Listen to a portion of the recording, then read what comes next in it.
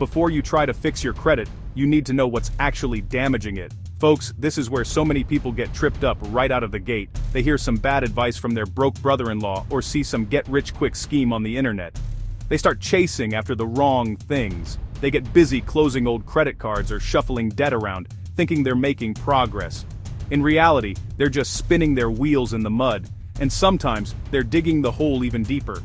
It's like trying to fix a leaky pipe by painting the outside of your house a new color. The journey to financial peace and a healthy credit score doesn't start with a sprint, it starts with a map. You have to identify the real enemies that are waging war on your financial well-being. It's not about quick fixes or magic tricks. It's about understanding the system and making intentional, common-sense choices. So many people I talk to are completely in the dark about what truly matters to lenders. They focus on tiny details while the big, score-crushing problems are running rampant in their financial lives. This is about shining a bright light on those dark corners and giving you a clear, step-by-step plan to take back control. In this guide, we are going to walk through the 5 biggest culprits that drag down credit scores for everyday people. These aren't complicated, high-level financial theories. They are the real-world issues that show up on credit reports all across the country. We'll break down exactly what they are, why they matter so much, and what you can do about each one. Starting today, we're going to use simple, plain language because this stuff isn't rocket science. It's about behavior, and you are in control of your behavior. No more confusion, no more guessing, and no more wasting your precious time on things that don't move the needle. Let's be clear. Building a good credit score is a marathon, not a sprint. It takes discipline, patience, and a solid plan.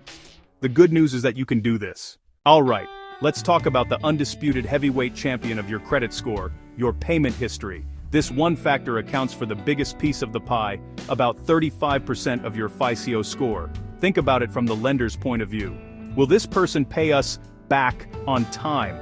Your history of payments is the best predictor of your future behavior. A consistent record of on-time payments tells them you are responsible and reliable. Even one single late payment can send a signal that you're struggling or disorganized. It makes you look like a bigger risk. A late payment is like a big, ugly stain on an otherwise clean shirt. The later the payment, the worse the stain. 30 days late, significant drop. 60 days late, worse damage. 90 days late, major problem. These negative marks don't just disappear once you get caught up. A late payment can stay on your credit report for 7 long years. That single mistake can continue to haunt you, costing you more in interest on a car or a home. So, what do? Get organized. Set up automatic payments, at least the minimum amount due. What if the damage is already done? Missed a payment last month? All is not lost. Make the payment and get back on track. Then try a goodwill deletion. Call or write the creditor. Explain the situation politely. Ask them to remove the late mark, especially if you have an otherwise good payment history with them. There's no guarantee they'll say yes, but you have nothing to lose by asking. Many companies will work with good customers after a one-time mistake. It's a phone call that could save you from 7 years of a negative mark. The second biggest factor that can silently drain your credit score is something called your credit utilization ratio. That's how much of your available credit you're using, especially important for revolving credit, like credit cards. Lenders get nervous when they see someone maxing out their credit cards because it looks like you're living on the edge financially. It makes up about 30% of your FICO score. Imagine a single credit card with a $1,000 limit. 900 balance means 90% utilization, crushing to your score. 100 balance is 10%, much healthier. Keep it below 30%. Top scorers often stay below 10. The lower, the better. So, what's your immediate action step? Pay down your credit card balances with Gazelle Intensity. Create a plan to attack that debt. Stop using the cards. Throw every extra dollar you can at the balances. Start with the smallest for quick wins. If you can't pay fast, ask for a credit limit increase on existing cards. If your limit goes up and the balance stays, utilization drops. Don't see a higher limit as permission to spend more. Common mistake. Pay off a card then close it. Don't do that. Closing an older card can actually hurt your score. When you close the account, you lose that available credit from your total. Example, $2,000 balances across $10,000 limit, 20% utilization.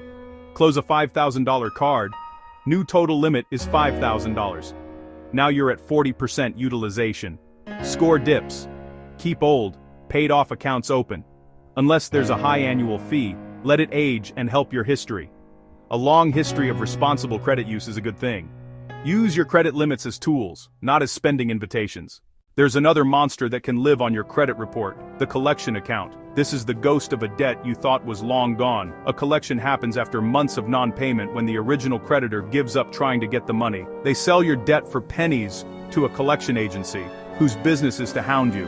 When reported, it acts like an anchor, dragging your score down.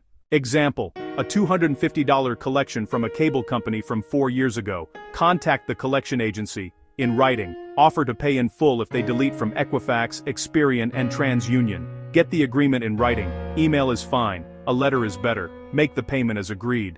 Then follow up in 30 to 60 days to confirm removal. If you just pay without the agreement, it may become a paid collection. Better than unpaid, but still a big negative. Section 5.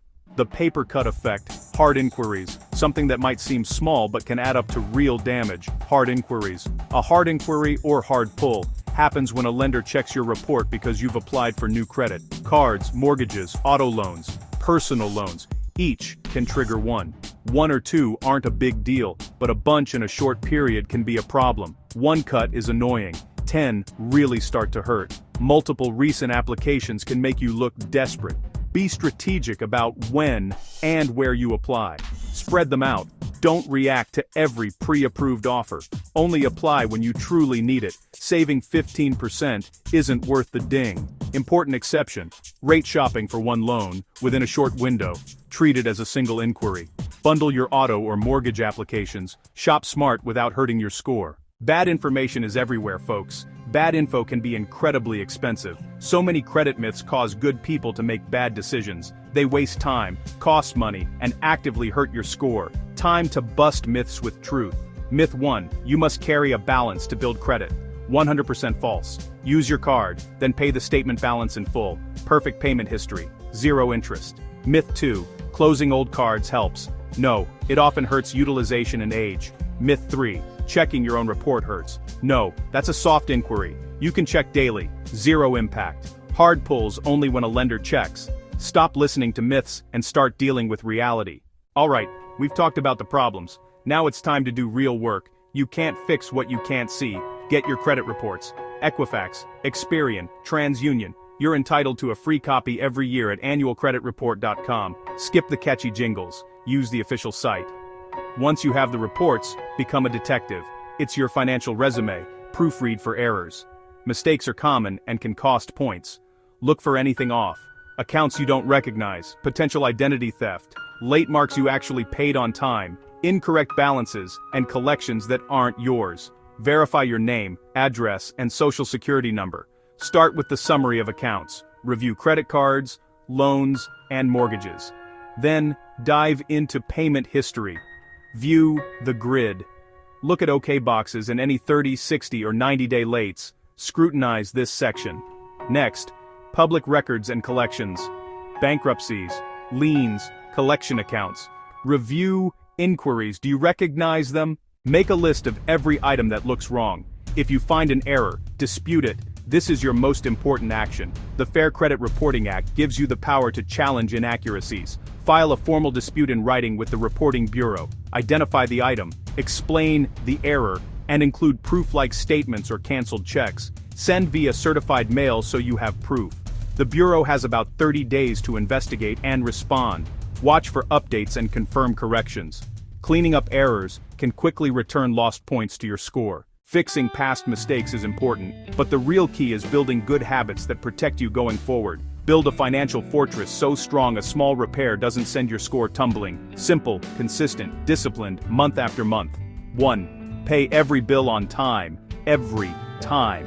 No exceptions. It's the biggest factor.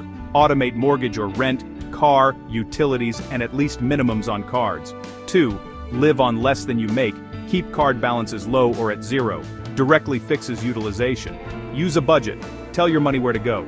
If you use cards, pay statement balance in full monthly. 0% interest. 3. Monitor your financial health regularly. Check reports at least annually. Scan for errors or fraud. Review accounts weekly. Be proactive, not paranoid. Early catches save you a world of hurt. We've covered a lot of ground, but it boils down to a few truths. Stop making late payments. Stop maxing cards. Stop letting debts fester. Stop applying for credit you don't need. Stop believing myths. Fixing your credit isn't a mystery. Identify the biggest problems and tackle them intentionally. Payment history, utilization, collections, inquiries, myths. Small wins build momentum. Each one is a step toward a major transformation. This is about proving you're responsible and in control. A good score is the byproduct of wise habits. Now that you know the problem, let's pull and read your credit report the right way.